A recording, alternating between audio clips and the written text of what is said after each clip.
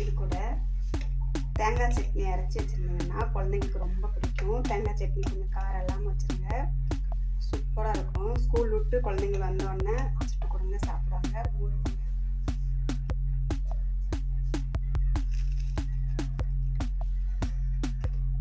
Soya வச்சு மெதுவடை பண்ண போகிறோம். இப்போ 50 சோயா ஊற போட்டு எடுத்து வச்சுருக்கேன். 10 நிமிஷம் ஊற போட்டு எடுத்து வச்சுருக்கேன். 50 உளுந்து அரை மணி நேரம் ஊற போட்டு எடுத்து வச்சுருக்கேன். ஒரு சின்ன பல்லாரி 50 கிராம் இருக்கும், அது வெட்டி வச்சுருக்கேன். 2 பச்சை மிளகாய் வெட்டி வச்சுருக்கேன். மல்லிச்செடி வச்சுருக்கேன், கருவேப்பிலை வச்சுருக்கேன். இப்போ சோயா முதல்ல கொஞ்சம் குறைன்னு அரைச்சிட்டு வந்துடும்.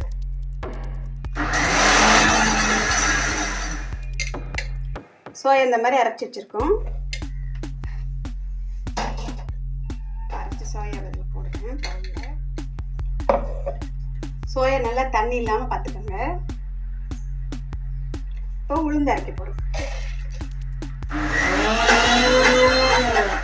இப்போ உளுந்து அரைச்சிட்டு வந்தாச்சு. இப்போ உளுந்து பாருங்கள் நல்ல மையாக அரைச்சிருக்கேன். உளுந்தில் லைட்டாக தண்ணி தெளித்து அரைச்சா போதும். இப்போ இது கூட சேர்க்குறோம்.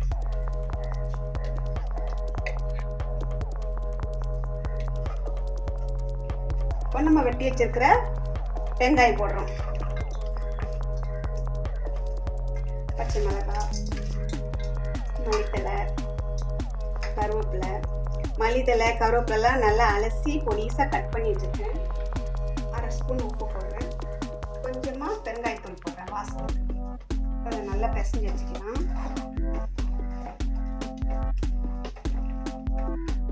பார்த்தீங்களா, தண்ணி இல்லாமல் நல்லா மெதுவடைக்கு தகுந்த மாதிரி இருக்குது. இப்போ எண்ணெய் காஞ்சோன்னா எண்ணெயில் போட்டு எடுத்துக்கிட்டேன்.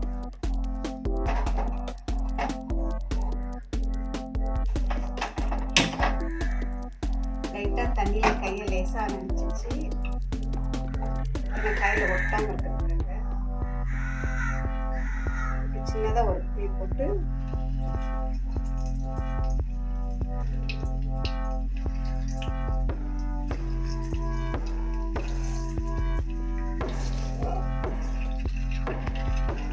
ஃபஸ்ட்டு போட்ட வடையை மெதுவாக திருப்பி விட்டுருக்கோம்.